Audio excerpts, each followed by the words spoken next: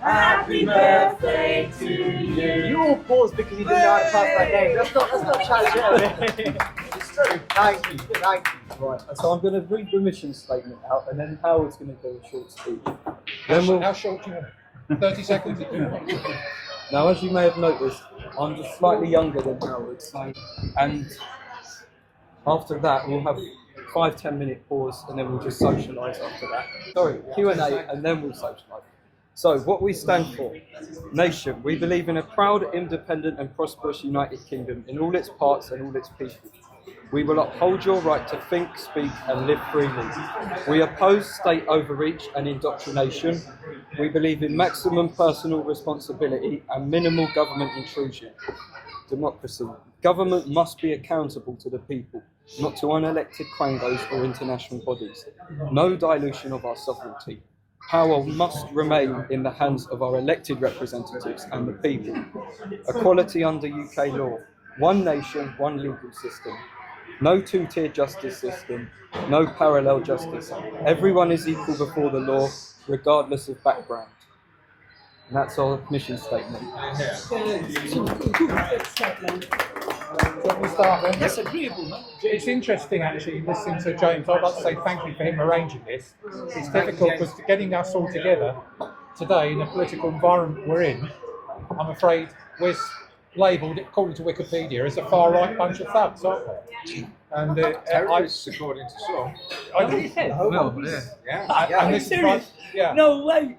And one of the things that I'd like actually, to get involved with is young Richard over there. He inspired me to get into this party as well because he set up Integrity. Do you all know about Integrity? I was a member of Integrity. Yeah, he actually gave the starting blocks for Ben to set up Advance UK. And so he should take a lot of credit for what's going on. And considering he's also had serious back surgery a few days ago, so he's looking good. So okay, so it's difficult to actually know where to begin, but I think what usually goes down well, this is about my 18th meeting. I did the Isle of Wight last week. That was great fun. But I'll tell you who I am, where I've come from, where we're going, and fit in where we are at the moment. But can all of you understand before you ask your question, is that we've only been going 17, 18 weeks. And we've got 38,000 paid up members, something like nearly 50,000 sign-ups included. And that's the fastest growing party anywhere in the Western world. And I think we should take that on board. And we are very, very much run by a bunch of volunteers. And you've probably heard of a girl called Floss. Have you heard of Floss? Yes. Floss is just monumentally incredible. And she basically helps Ben. She is his right-hand woman. But the thing is, at the moment in time, please understand, we are 3.5 years away from an election. And so don't worry that we're not in the polls at the moment. Don't worry about all those sorts of things. We're not getting a look into the mainstream media, especially the one run by Nigel Farage called GB News. I used to be on that a lot, and I still am going. I'm going on it next week. Nothing to do with Advance UK, but because I run a campaign called Fair Fuel UK, which is we'll come on to that a bit in a minute. But let me tell you who I am. I'm an old git. I was born in 1954, so I'm 71 years of age. And to cut a long story short, I grew up in Thatcher's time, so I'm a devout Thatcherite. And these wonderful pillars they are basing our constitution on, every single party should be standing for, but none of them are. And that's the frustration for all of us. Ben is an amazing character, and really, there's no one else I've met in politics, and I've been in around politics for a long time, is more honest than that man. And trust me that he will not let you down. He doesn't really want to be leader. He wanted Rupert Lowe to be leader. We'll come on to where Rupert Lowe fits in this a bit later. I'm very close to Andrew as well, but he's his own worst enemy. That's another matter.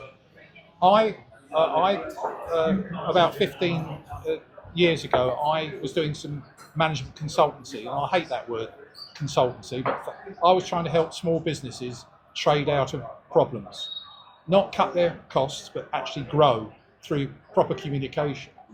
And I was working for a company at the time, which is a small trucking company that had about 50 trucks. You've heard this before. And this particular company, really struggling beyond belief. And I was sitting down with the managing director one day, and I asked him, what's that on your table? And he showed me a spreadsheet of costs for his business. And there's this line that stood out, it went bang to me. His fuel costs. Something like 42% of his costs was diesel, of which 70% went to the government in tax. And I thought, in the first year of setting this up, you may remember a person called David Cameron, Never heard of it. and George Osborne, and Nick Clegg. Remember those? Was it Panama Papers, yeah? Yeah, I'm sorry to make you feel ill. Just look at Ed Davey, it makes you even more ill. Oh, God.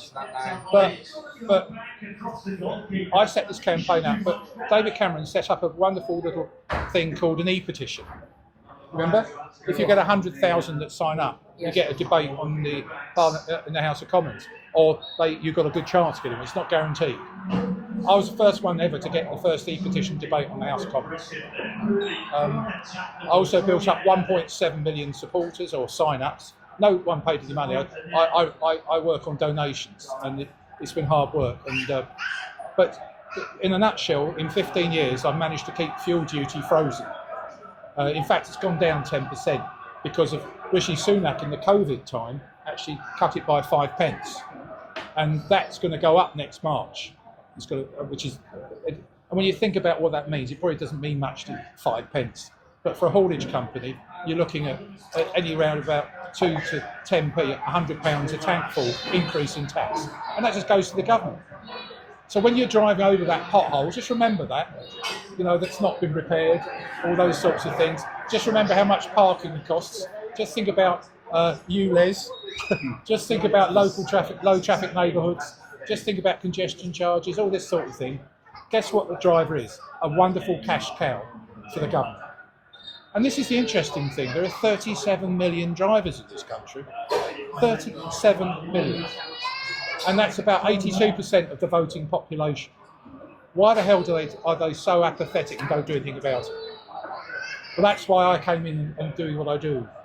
And most of the time I worked with 14 years of this Tory government, and I met some fantastic Tory people who really made this work. And to cut a long story short, without certain MPs, people like, you may have heard of Robert Halfon, you may not have heard of it.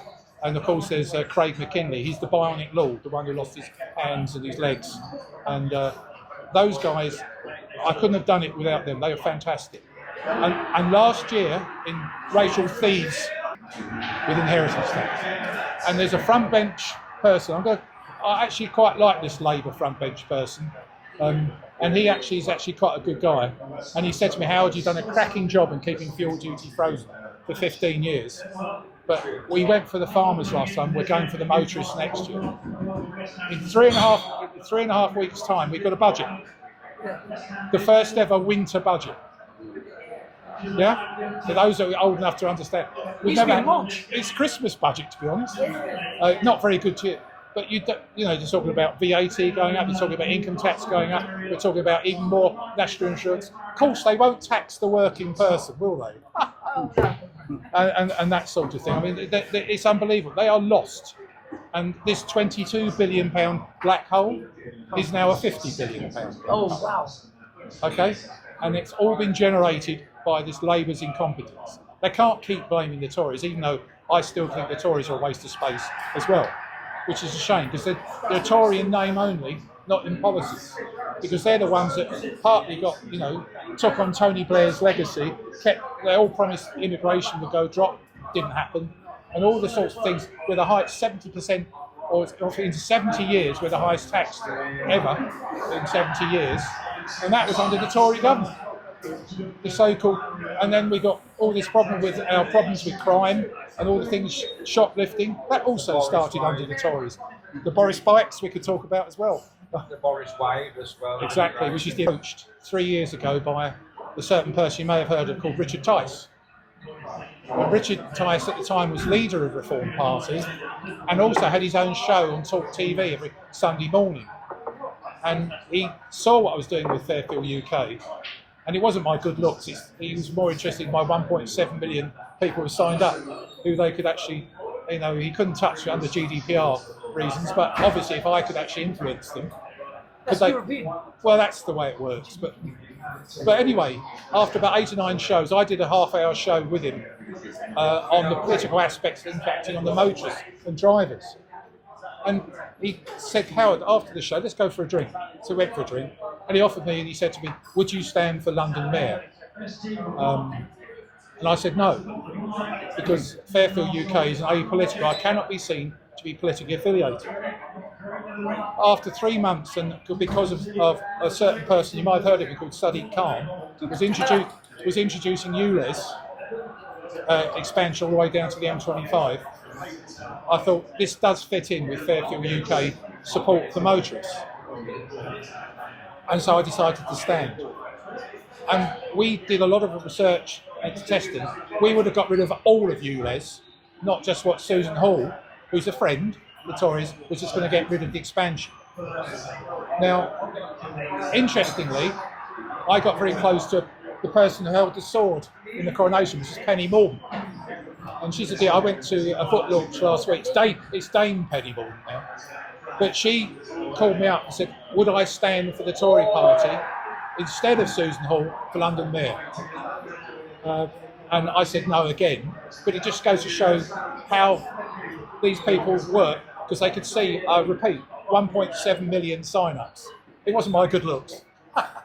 and to cut along, but I got very close to Penny, even though she's a bit of a fan of Bill Gates and she's in WEF and the LGBT problems, all those sort of things. But actually, when you speak to her closely, she regrets all 3 of those. And I promise you, she's not like that. And she even asked me last week at her book launch, which is called Pomp and Circumstance.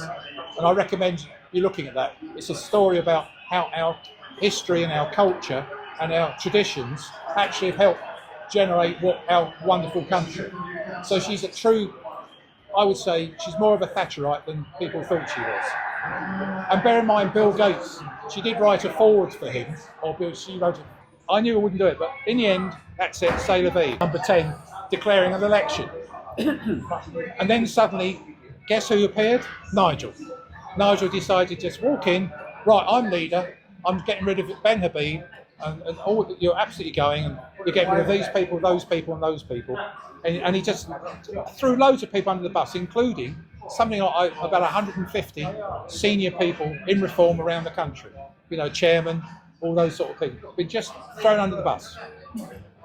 And but he said to me, Howard, I want you to stand in the front line. I said, okay. At that point, I wasn't aware how bad what was coming. The writing was on the wall a bit by the fact I wasn't supported one little bit. But I stood in Dover and Deal, the front line of immigration. And I'm quite proud in 3.5 weeks, I got 23% of the vote and came second, and not the Tories into third. If we had another week, another month, I think we might have nicked it, because it wasn't far. But the guy that came MP is a guy called Mike Tapp. And Mike Tapp is the biggest sycophant you'll ever meet. Honestly, you must carry loads of toilet roll around with him. He's always licking Buddy Starmer's arse everywhere you go. He's now a junior minister. Didn't take long, did it? But anyway, Nigel was there. We didn't do too bad. We got about 72 people that came second across the country. And we got 4 million votes, didn't we? The Lib Dems got 3.5 million and got 72 MPs. And we got just 4 or 5, whatever it is. So, I was quite proud of myself. But what happened next was seismic. I was on the Dan Wootton show in autumn. You all heard of Dan Wootton? He's an independent journalist. Yeah, he's a citizen journalist. And, he's I'm on tomorrow night with him. And he just simply asked this question to me. I was on for other reasons, and this was thrown out of the blue. Howard, what do you think of Tommy Robinson? I said, well, I don't know him from Adam. I haven't got a clue who he is, except what I do know about him, he's alerted to me the child rape gang issue across the country. So I give him credit for that. and I massive support for him and that sort of thing. Anyway, I said that. About a week later, I got a phone call from Richard Tice saying, Howard, if you continue to talk positively about Tommy Robinson, we're going to expel you from the party. Who said that? Richard Tice. He was leader, he became deputy leader. So much for freedom of speech. Yeah, well, that's the point. And this is where reform have now gone to a situation where, because Advance UK is what reform should be. And that's what I'm going to come on to in a minute about where we're going. But I couldn't believe it. And this went on and on and on about so I left. I rang Ben Habib because we were friends anyway. What do you think? He said, Hal, get out now. And he'd already been thrown under the bus. He'd gone. But Rupert Lowe was an MP. There's a guy called James McMurdoch was an MP. He won by 6 votes because he was just a paper candidate. He was luckily got in because it's quite Basildon, I think, and he got quite close to near Clacton, which is where Nigel was doing a load of campaigns. So he got the residual benefit of Nigel's work, even though Nigel's hardly ever in his constituency. That's another matter. So, and then of course, you've got Richard Tyson, you've got Lee Anderson, who's come from Labour to the Tories, across the floor as an independent, and then over to Reform. So, where I'm leading to is that this whole thing about, you made the point about freedom of speech. I couldn't believe what was happening regarding all I said, I virtually agreed with most of Reform policies, except I also just said good things about Tommy Robinson, who, as you know, went into prison. Yes, he did break the law, but it was done for the right reasons. He replayed his film, which is all about, if you've ever seen it, and something like 130 million people have seen it now. 166. There's the man. You're up to date. So, and Tommy, I thought, well, bugger this, I've got to go and see him. So I visited him in prison, and because I got fantastic responses from people when I left. And people on social media said, "You're principled, thank God for that." Nigel's popularity personally went down, even though he still brainwashes people. And he's a superb orator, tremendous communicator. No one to touch him in politics. So I visited Tommy, and I spent 2 hours with him. I spoke for 5 minutes. I've never been inspired by anyone as I have been by Tommy Robinson. He's the most honest person I've ever met. Yeah, he's rough around the edges. He's a Luton skinhead all years and years ago. Who cares? You won't know this, but I used to ride motorbikes. We used to have punch-ups down in Brighton with mods and rockers. Remember that? I was a rocker. I did actually move over to become a mod because someone gave me a Vespa scooter. But anyway, Tommy, he's encyclopedic, he's informed. You probably know recently he was invited by the Israeli government. He went over and visited them. That really pissed off Keir Starmer. I can tell you that. I've got some inside stuff on that. But I got to know Tommy very well. He came out, I spoke at various of his meetings, his protests. And you probably saw the UKK rally, which only had about 35 people there. Ben spoke out. Keir Starmer is a wanker, all that sort of thing. But there was 1.5 million people there. I've counted the picture that, about, and I've done a little block gallop of all the people there. I was in the front row, I know about it, spoke to there, there's 1.5 million people. But the BBC said it was 100,000. Well, 3 million watched online. Yeah. There was 2.4 million watching online and over 1 million on the ground. Yeah. So you're looking at 3.5 million. That sort of thing. And there possibly was 3 million on the street. A lot of people couldn't get close. But there was only 5,000 of Antifa, the left-wing mob, just behind the actual stage on Trafalgar Square. And that's where there were 23 arrests that day. 9 came from our side, and the rest of it came from the fascist left, as I call it. And it was terrible. But it was a carnival day. Kids were there. I went up to the front, and there's a lot of disabled people. And I always remember Sylvia in the front row, sitting in a wheelchair. And I went up to her, put my arms around her, I said, "Why are you here?" I said, "Well, I'm here because I believe in free speech." That just summed it up for me. She's about 88, 89. And she said, I believe in free speech. And that man, Tommy Robinson, is telling the truth. So those are the sorts of things which I've been involved with. And then Ben called me, said, Howard, we did go out for lunch. And this man here had been running a thing called Integrity. And I put nothing but, you had 2,000? About 2,000? Could be, yeah. I think you had 2,000 as well. About two, yeah, about two. And I joined that.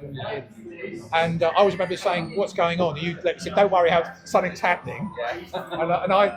Ben then told me, because it wasn't far long after I spoke to you, but Ben said, we're going to set up a party and Rupert Lowe's going to lead it. And I said, oh, really? That's great news, but what is it? He said, and he went through basically this and some other things. And obviously I wanted also to make sure, would he support the motorist? Because that's a big thing for me. Richard, No, I'm not. you could be. I could be. I've chose not to be. All right, no, you want to be an MP, don't you? Yeah. Anyway, I'm on the college, and what this college is about, and we're up to about 35, nearly 40, we want 100, which is going to create policy, okay? Absolutely professional people, critical thinking people, independent, experienced people who will bring together the policy that on day one of when we're getting government, when we will get in government, I really believe it now, I didn't think I would, we will do, but when we get in government, on day one, we would actually hit the road, the proverbial political road running. But this is the biggest thing. The college will hold the leadership, and that's Ben Habib to account. In other words, and he loves this when I say this, I was speaking in the Isle of Wight when he was there, and when I say this, I say, and Ben, we can get rid of you, just you bloody well behaved. He said, yes, please. No other party has this system. No left wing, right wing, I hate labels. All these things, no other party will have a system whereby the leadership is truly held to scrutiny. And that's what Ben's about. And going back to the Rupert situation, Rupert decided not to join the party because he believes actually he should be running this movement, which is called Restore Britain. Great thing, we all joined it, I belong that, Ben's joined it, but it's a movement. And he's trying to get cross-party support, developing policies that all can sign up to. I think it's a great idea. But this is the reason why, and I've spoken to Rupert privately, and I don't think he might be saying this. He stood and became MP for reform. Then he had the fallout with Youssef, Zia Youssef and Nigel, and he was accused of abusing Youssef, violent-wise, beating up his wife and having dementia. No, that was Tommy, the beating up the wife one. But it might as well be the same. And of course he left. He said, that's it. And he's now an independent. Now, if you're a constituent of him in Great Yarmouth, it wouldn't look good if he went from Reform, Independent to Advance UK quickly.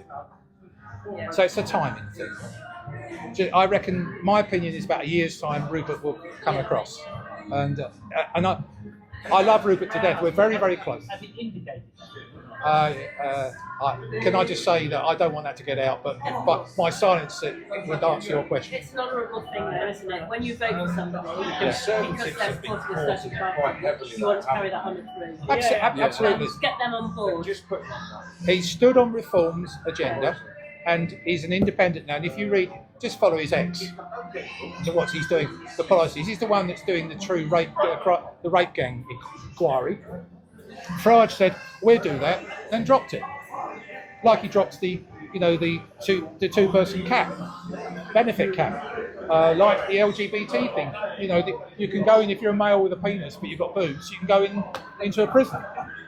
All these sorts of things, you can go on forever about this. And they've also, this is the worst one for me. I stood and I went knocking on doors in Dover and Deal on the fact that you won't start paying tax until £20,000 earning.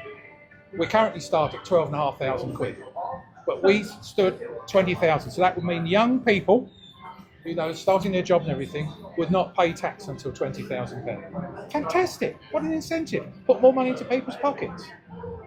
Anyway, guess what? Reform have dropped that now, and they call it now, as Richard Tice said, it's an aspiration now, not a promise.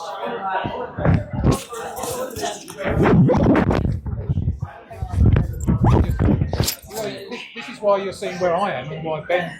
Now, I know this is a terrible thing to say at the moment in time, but I'm going to say it. Nigel Farage is a snake oil salesman and a pathological liar. The only other person, that can match him is Sadiq Khan. No way, he's that Well, bad. Put him on the same level as Sadiq. I think, yeah. Yes, I would. Whoa. I would. Well, because he's pretending to be something he ain't. He's not. He's got to where he is, and he worships celebrity, and he worships a big brown paper bag of cash. And I know 2 or 3 girls he's shagging at the moment. Nice. Yeah, if I could actually go to the Sun with an article and photographs of people he's with, but I don't do that. I don't sink to that level of gutterness. I mean, but if it came, well, he did it with me. He actually went on GB News. Howard's a silly boy. He had so much to offer the party that he decided to support a criminal. Tommy. Should I sort his life out for him? Yeah, but Tommy Robinson actually said in the last election, vote reform. He got all of his supporters, and there's millions of them, and that's where most of the now they're all moving away. And guess where they're going? Advance UK, because Tommy's now a member of Advance UK.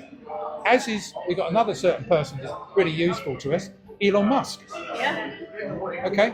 And I know that it's quite interesting with Ben actually in Newcastle, and he talked about his phone call with Elon Musk. It's quite amusing. Basically, he got a little direct message from Elon Musk, give us a call or something like that. It's a bit more convoluted than that. And he picked up the phone and spoke to him, and it was Elon Musk at the end, the richest man in the world, talking. And even Ben, who's quite well off, said, "Oh, hello." and I've had a long discussion with it. But I mean, I've even got private messages from Elon Musk, because obviously he wasn't a fan of me because I'm in love with petrol and diesel, and he's Tesla, electric vehicles. But he respects.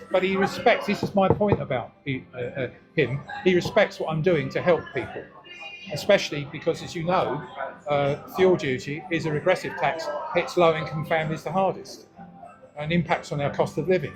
I mean, you look at any announcement of inflation, when it comes out, inflation's this or that and that. About the next sentence is because pump prices have gone up or gone down. That impacts inflation probably more than any other tax. Anyway, Elon Musk is on board with us. I think Ben's going to keep things close to his chest about what relationship, whether any money part-time to back us, and I think that's right. We shouldn't get worried about it. But having someone who's got 250 million people, actually when he tweets and retweets Ben, and he's even retweeted me on a couple of things, those sorts of things. In fact, when he did retweet me on one thing, I got 1,000 followers in about an hour. That's the power of social media. And that brings me on to the mainstream media, where we are at the moment. And it is frustrating, but don't worry about it. As you probably know, Ben was on 3 times a week on GB News for up until, guess what? June the 30th is when we announced the launch of the party. He was always on, and on June the 30th, from there, he's not been on since we've launched the party. Same with Talk TV to some extent. Not so much. I'm on Talk TV and a bit of GB News because of my Fairfield UK. But I've always told by the producer, don't mention Advance UK. I said, well, I will do if I have to. You won't stop me. And in fact, that cost me the last one. They dropped me because I wouldn't agree. And the other thing also is I did a lot of writing over the last 5 years for The Sun. I'm not a great fan of The Sun. It's still the most popular paper with the Mail. And I did a lot of what they call op-eds. That's opposite the editorial, usually page 10. And I wrote a lot of articles. That carries a lot of weight. Specifically, would you believe, with MPs. They read the op-eds more than any other thing. And I've got one for this Tuesday, but I just got a message to say it's been moved back to later in the week because of the Huntington thing. There's going to be 25 pages of coverage, and I don't mind that. That's the right thing to do. But the mainstream media does not believe in Advance UK, and they will do. It's going to happen, but I don't worry about it. At the moment, as you read the Wikipedia page, we're still regarded as far right, which is absolute rubbish. That is not far right. That's honest common sense. So To cut a long story short, I've nearly come to my end of my thing. The thing is now, please, I support principled politics and honesty, and I think I've found the party that matters. When you've got someone like Elon Musk saying it, Tommy, who is one of the most honest people I've ever met. Yes, he's rough round the edges, and and he's quite happy to say F-U-C-K in about 3 times in a sentence. I don't care. That man is he's the one that highlighted for GB News there are 50 cities that have got masses of these child rape gangs, and he's the one that says that and he's the one who said that it's Pakistani as well. He's not frightened to say it, and that's a fact. I've got great Pakistani friends, and they're embarrassed by what's happening to them. They really are, and we're in a situation now to cut a huge load of political bullshit away from all what we're trying to do. Is that fair? I'm really pleased Advance UK is backing Fair for UK, but Advance UK is on the way up. And I'm proud to be following Ben Habib, and I'm inviting you all. I don't know if you've all joined. Who are members? Nearly? Okay. But what we need to understand, this is some of the things for the future. The college you know about, you can all be on the college. And if you've got, you've got to be interviewed. I'm a close friend of Ben, and I said I'll be on it. He said no, you've got to be vetted first, Howard. 2 hours.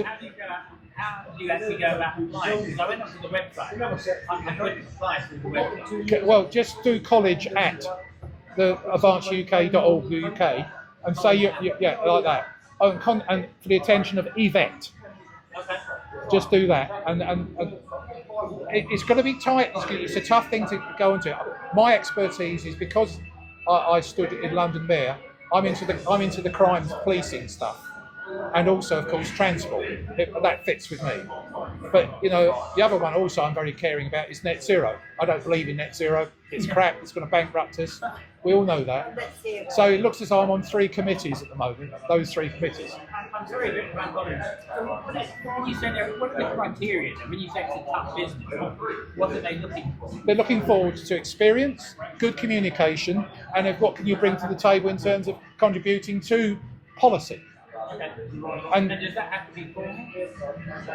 Formal? Well, in terms of qualifications. No, not at all. No, I'd like to see him on it, representing young people. I might be washing my hair that day, I don't know. No, but on a serious note, the college is open to you all. Contact the college and say, if you read the actual structure thing and see who's on it at the moment, it's a complete and utter diverse group, very eclectic. And from my point of view, I went on this because I don't see myself standing as an MP. Because one is that when it happens, I'm going to be 74, 75 sort of time. And really, my wife wants me to tend my petunias. So, what I'm getting is there are lots of lies and backstabbing going on in the government. And I feel that the country is at stake, and it's very serious. Why are we getting hacked by the Russians every 5 minutes and the Chinese okay. So what I'm trying to say... Hold that. I want you to say, because I want to hear you. But I'll just get this. The next thing is, of course, is the regional structure. The regional structure. Okay, branches. Well, can I just repeat, 17, 18 weeks have been going. It's the fastest growing party. We are absolutely inundated with work in terms of actually the administration side of things. The party's not registered yet with the Electoral Commission. It's been submitted. It can take up to 6 months. Ben's satisfied all the criteria. He's compromised on various things. The constitution they've accepted, but when they actually announced that we are a true political party, bear in mind we are up against someone else who also registered name Reform.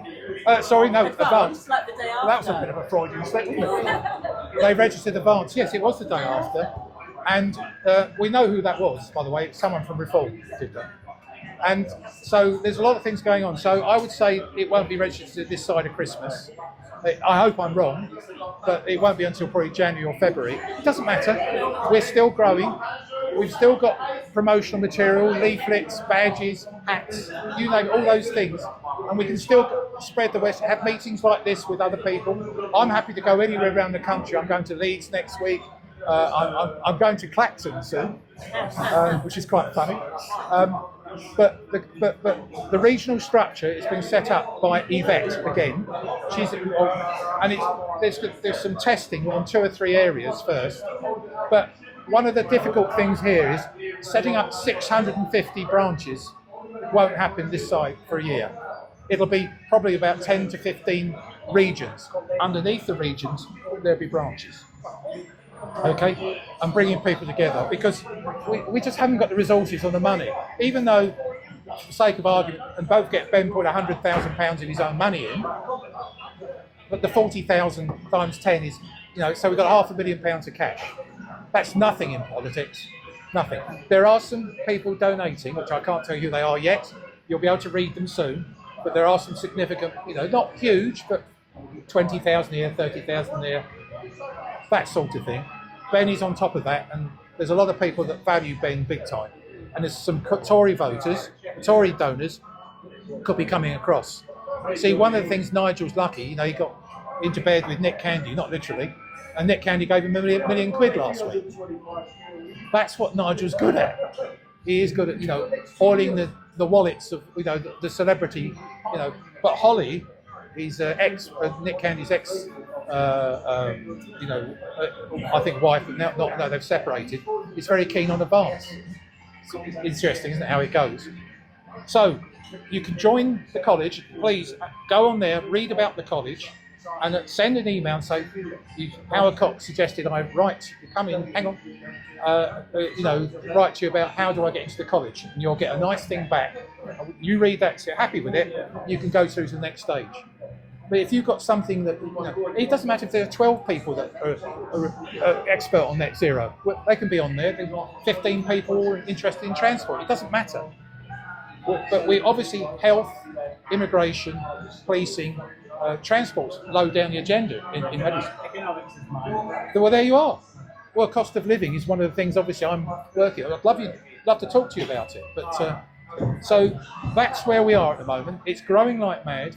Ben said one of the things he really wants us to do is to try and spread, get 5 people to join each of us. If we can do that, we're aiming for 1 million to join by 2029. I think the election will be in 2028. I think probably it might even be earlier than that. I cannot see Starmer lasting, but I know that Angela Rayner is manipulating. Well, she's very popular. Did you see her resignation speech? It was packed. Labour's benches were packed. They love her. She should never be in Parliament. It doesn't matter. The unions and Labour backbenchers run Starmer. And if Starmer doesn't, that's the reason why we got where we are at the moment. All the things going wrong is because of the backbenchers want to actually, won't cut benefit. If we cut benefit by 5%, we could get rid of our black hole. Just 5%. Anyway, the other thing also, the policies on here are effectively very much populist politics. And I'm not ashamed to admit I'm all for popular politics. I want to make sure that people in this country can get freedom of speech, democratic, small state, all those sorts of things for me, and don't pay too much tax. In other words, everything we spend actually goes into looking after us, not looking after the government. And that's where we are at the moment. So there I am now, so I'm open to question and answers now. I said to anybody how they came to come to that figure. Now, it doesn't say that that's going to be correct.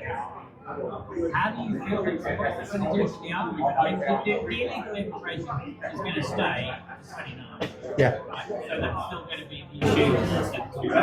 If illegal immigration came down to 100,000, it's taking the things out of it. No, I take your point. I do take your point. But that's quite...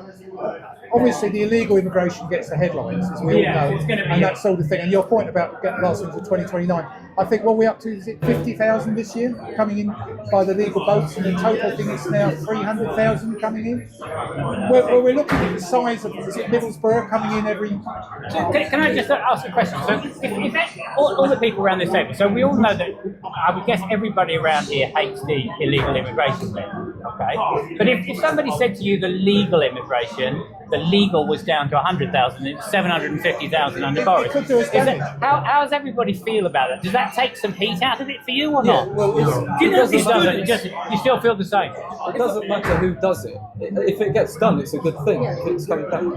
But but Labour will still continue to be giving out benefits to people who don't need benefits, and they'll still continue to pass assisted suicide and abortion until the day of birth. So it's one issue out of hundreds.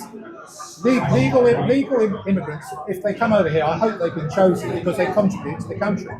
By and large, yeah. Yeah, so they've applied to actually asylum here. I hate that word asylum. Gives the impression you've got straitjackets. So that takes me to part 2 question. What is reform? So part 2, asylum system as it presently stands. Reform. Yeah, sorry, advance. Careful, it's Yeah, my apologies. My apologies. So the present system, okay, are they set? Is the? I mean, we haven't got policies yet, but so the present asylum system basically says that people who have the right under the UN Refugee Convention come to the UK and can apply for asylum. It doesn't matter how they got here presently, okay? So what is Advance's policy going to be? Are we going to say change the system completely, abandon what is there because it's not fit for purpose? We're going to dump it. We're going to dump it Completely. We're going to dump it. And then we're dumping all UN human rights, ECHR, everything about the aspect of anything to do with coming to this country. The laws will be. We go back almost to Tony Blair, get rid of all the laws that have been put in place. We're going to dump. And That sets us aside from so reform. we would then set a completely different set of criteria for asylum. The Parliament would decide. There's a thing called the Magna Carta. And in 1996, everything was working fine. Until Tony Blair came in the following year. So you're just saying go back to that.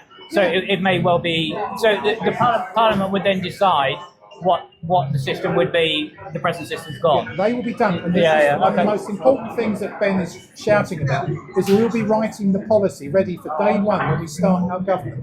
If we can enact it in such a way that the Lords can't go against it. Because you know the Lords is dominated by Labour and the Lib Dems. I think, yeah, for me personally, the policy that we should have is zero immigration, legal or illegal. Okay, yeah, zero. Nobody comes in. Okay, yeah. And sorry to say this, okay, yeah, but You don't have to say sorry. I am not even in favor of us bringing in doctors or allowing in people who are millionaires to invest in the country because the thing is, yeah, the only reason why we have the NHS, which is full of immigrants, okay, full of doctors which are from India or from Pakistan or from Nigeria or whatever, is because we've had a deliberate policy of bringing them in. Rather than training our own doctors, okay, yeah? Rather than training our own nurses, yeah? I want to say Yeah?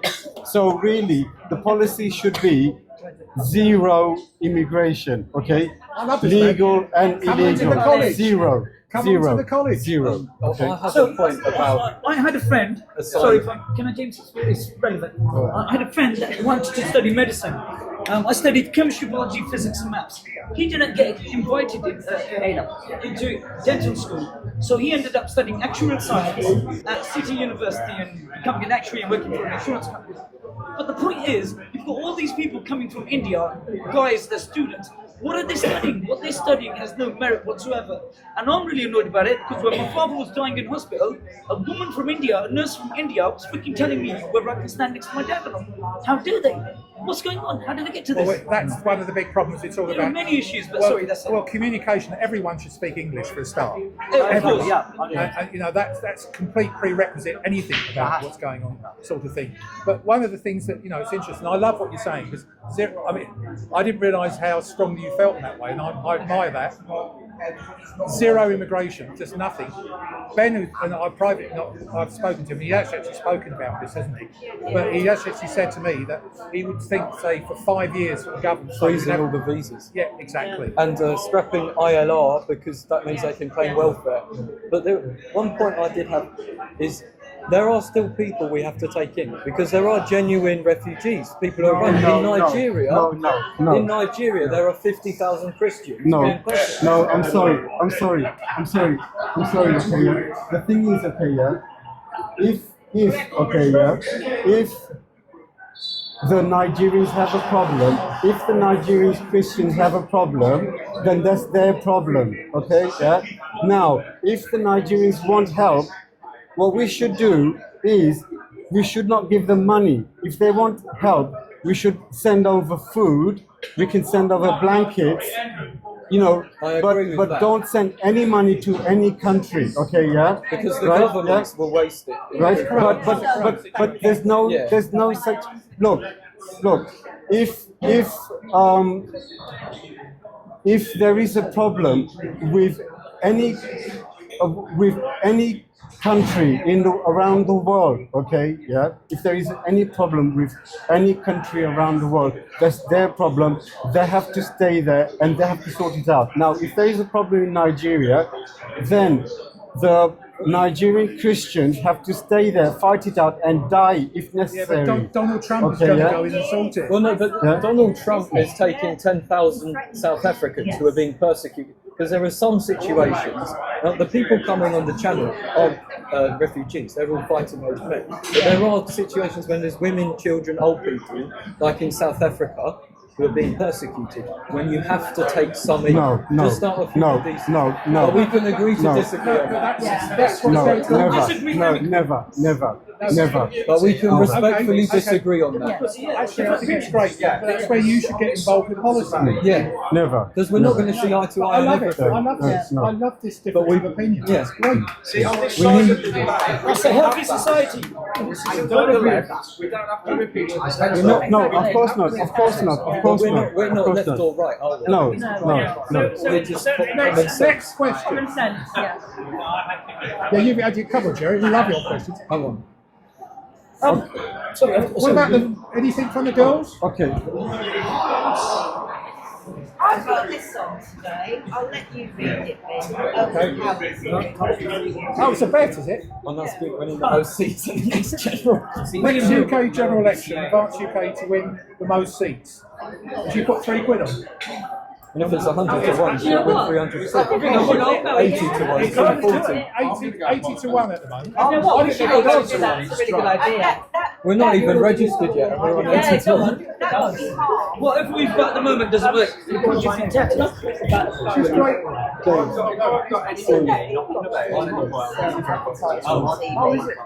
Excuse me, James. Sorry, Dear. I've got a couple of more questions. I'm sorry.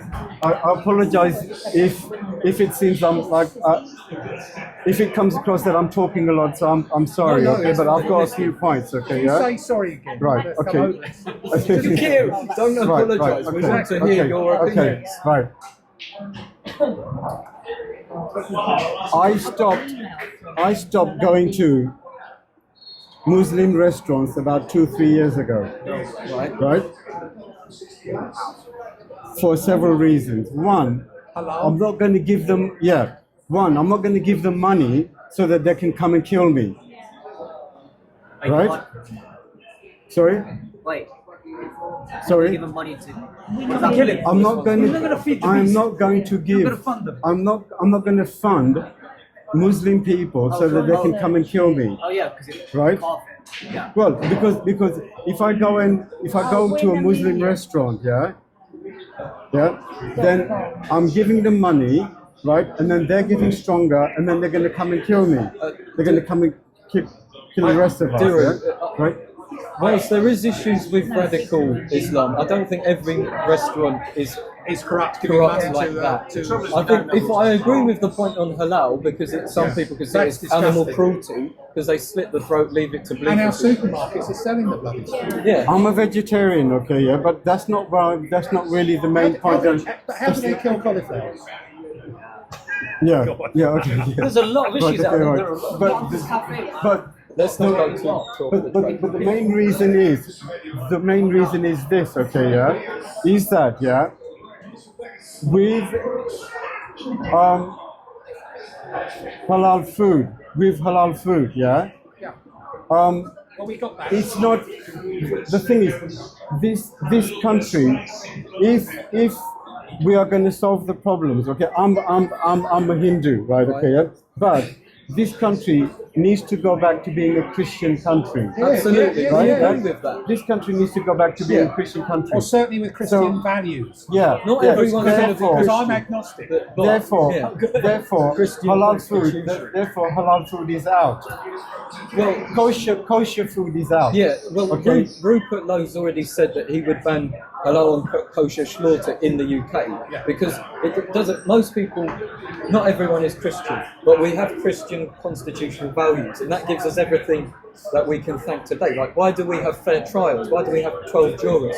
Because Jesus had 12 disciples. You know, why don't we hang people anymore? It's those kind of things. So, But if we go back to 1996, 1996, the Magna Carta rule, Christian constitution. everything about the Christian faith, everything, and the royal family were basically kept their mouths shut, and they just went to cut ribbons and things like that. I mean, the king himself hasn't come out and stood up and said the Church of England is ahead of it, and he hasn't shouted that should be the number one. Nothing should go take its place. But he still goes and takes his slippers off and then goes into the Muslim place and worships with them. And those are the sorts of things it's sending the wrong signals. And it's being driven by a globalist state who wants to control us, globalist people, and Keir Starmer is their puppet. And that's the fact. Okay, can I just say, look, in Southwell, Deirdre Coulsdon, who's from Ireland, she came to a Sikh temple to ask for books. And I stood up in that temple and I said to the General Secretary, why are you at the temple? I said, go and look on people's doors. The temple doesn't tell us what to do. That's why we come to, pay our respects and worship and contemplate. The temple should not interfere with the politics in our constituency. Well, this is more of a religious issue, isn't it? Yeah, no, but then they went to the mosque separately. Advance But UK isn't a religious party. We just stand for Christian values. Yeah, that's right. No, what I'm saying is, there is a dirty game going on where they're trying to use religion. I think we are getting into the depth of this because there's a lot of good ethnic people in this country who are contributing, doing a lot of good work, and I love them to bits. There's no problem. There's a lot of bloody Irish layabouts as well. Well, there's a lot of English layabouts. No, but okay. Labour went to the mosque and the Gurdwara separately to try and influence the election. Why didn't they just go to the people? Because all the Muslims and Sikhs knew each other. We went to school together. But we are getting bogged down with this. I think fundamentally we all agree on various aspects. But the difference of opinion is he starts off at 0. That's it. No way we're going to do anything. I'm talking about people coming here who contribute to the economy. That we can meet somewhere in between in certain things we do. We're not talking about the election. We're not going to solve that today. The thing is, Labour can do what they want. Advance isn't. We're not going to be going into mosques and churches and knocking on. Good on you, Fred. Advance isn't here to rubbish other parties. It's just here to tell people, vote for us if you want this.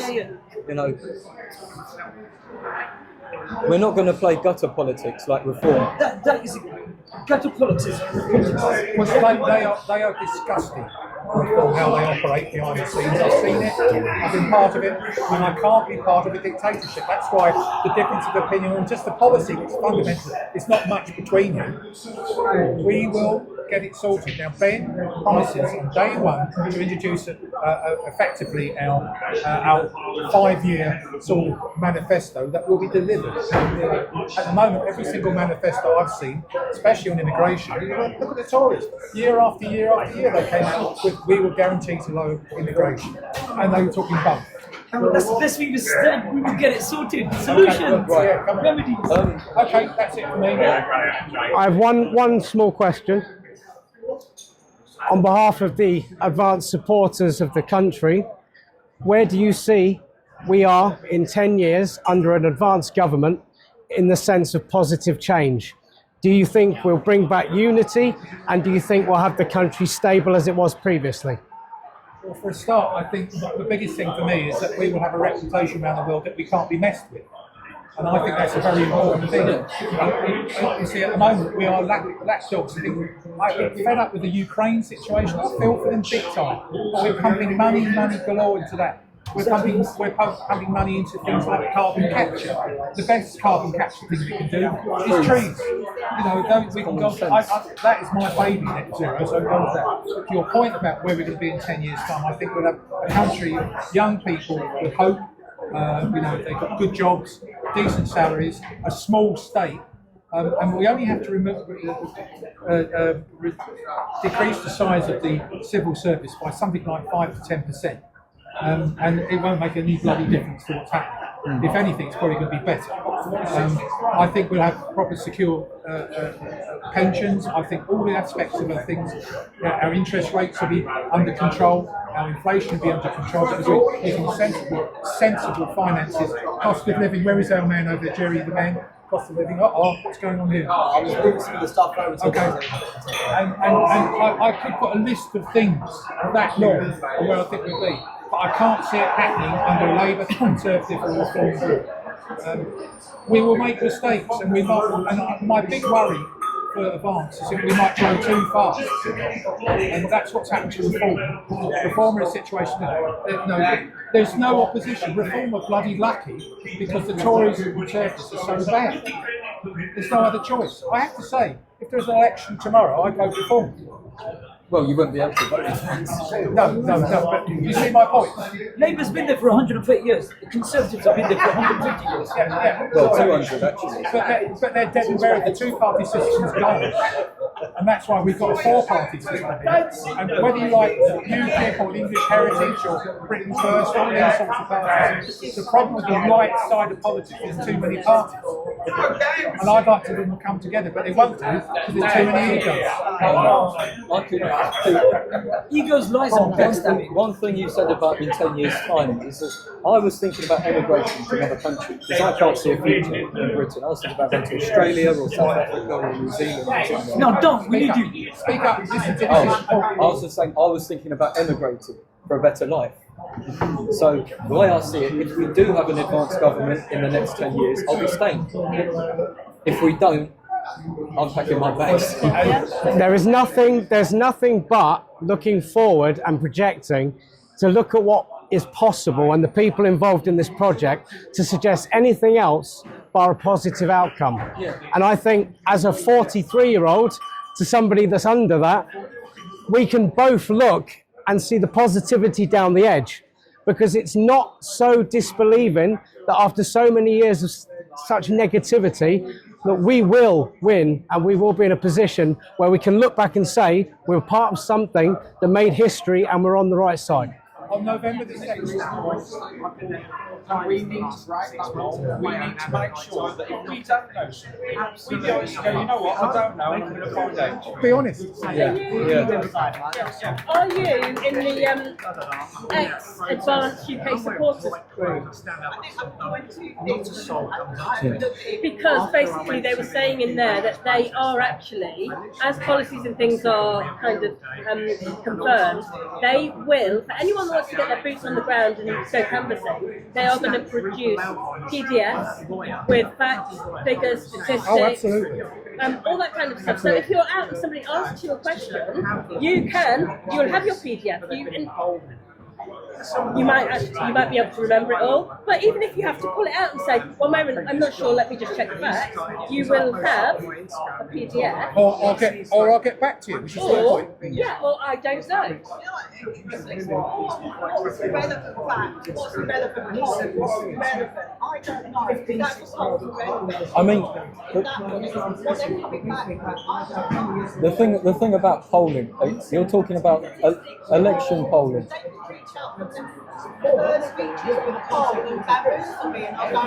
Well, we're not in any polling right now because we're not registered, and even when we do get in the polling's never accurate. the polling said that Labour would get 48% of the vote last year. They barely got a third. I mean, so, but yeah, I mean, in terms of statistics and facts, you're not going to know everything. No one will.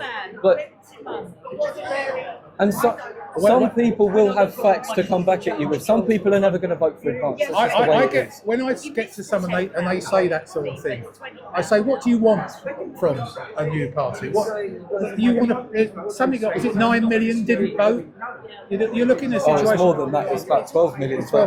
But you know, I often say to people, do you really believe that Lucy Connolly should have gone to prison? You know, those sorts of things. Do you think we got two-tier policing, two-tier laws? Do you want freedom of speech? Do you want a small state? Do you want to pay less tax? I go through all that. And do you want an NHS that actually serves you rather than serves its bloody the BMA? And one of the things I had a big argument with someone. He said, I get all my evidence from the BBC. And I said to him, I haven't paid my licence for 9 years. I haven't. I don't use it. Unfortunately, occasionally I watch a good drama programme. I own up to that. But I refuse to. No, but the point is, what you need to do is to do your own research. But I tend to give a little couple to the people that I say, look, I'll get back to you. I can see you're crying out for a change. Let me help you make that decision. And it's amazing. I mean, you're a beautiful woman. You'd get away with that. I wouldn't. I mean, one final point, a bit unrelated, but you know, when you look at other party leaders, you look at Keir Starmer and Kemi and Ed Davey, these are all people who've gone through life, being corrupt, exploiting people, and they're not in politics for anything other than their own personal ideological career gain. politician. You know, Ben Habib, he's got a successful property business. Does he want to be in politics? No, he's put in the crudest way possible, he's put his cock on the block with this. You know, if it all fails, it all fails, but at least he tried. Ben Habib, he's not getting any personal gain out of this, he just does it because he loves the country that gave him so much. Did you hear him talk about bonking for Britain? Brilliant policy. Did you? Oh, I don't. Well, send it to me. I think I picked it. It's in the WhatsApp group. Oh, but all right. But, you know, and we all know that Keir Starmer's a wanker. All that sort of thing. And we all know Ed Miliband's a dickhead as well. And Ed Miliband, oh, don't get me on here. I think I'd say Ed Davey. I mean, finding a bungee jump and cut the road. But seriously though, look guys, thank you for this. I've got to go, I'm afraid. I've got to go.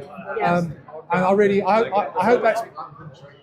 I hope it's been useful to some extent. This, and, you know, but you've got my card. Please, if you want, you can always pick up the phone and do anything. If I don't answer, I got 2,500 emails a week. I get all the time. So, a vodka. In black and white,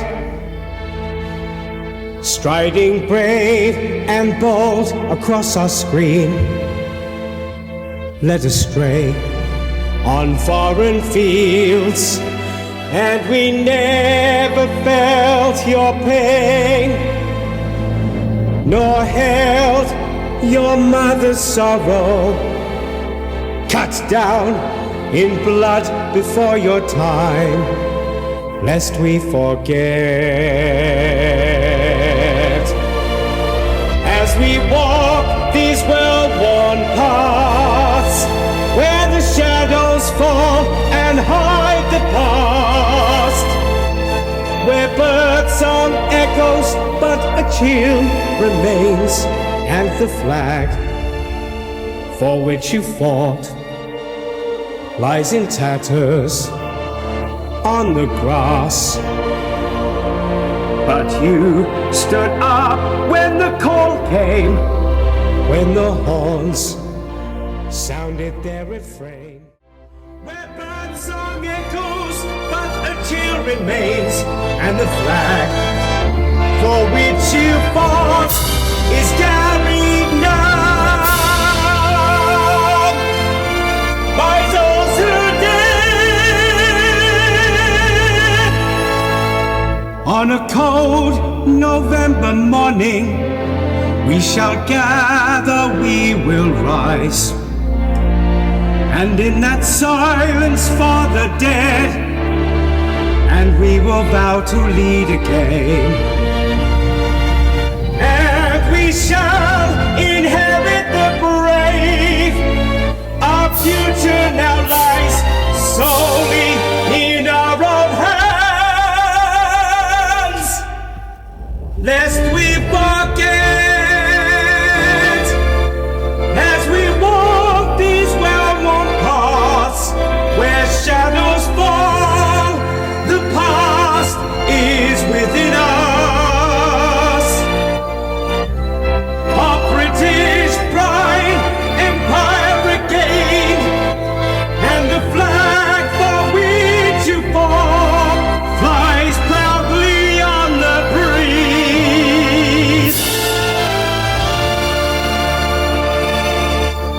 Red, white, and blue held high, brave and bold across our land, lest we forget,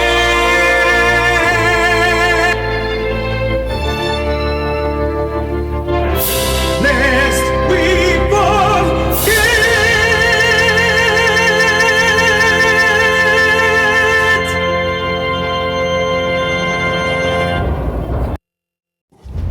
And you lived in black and white.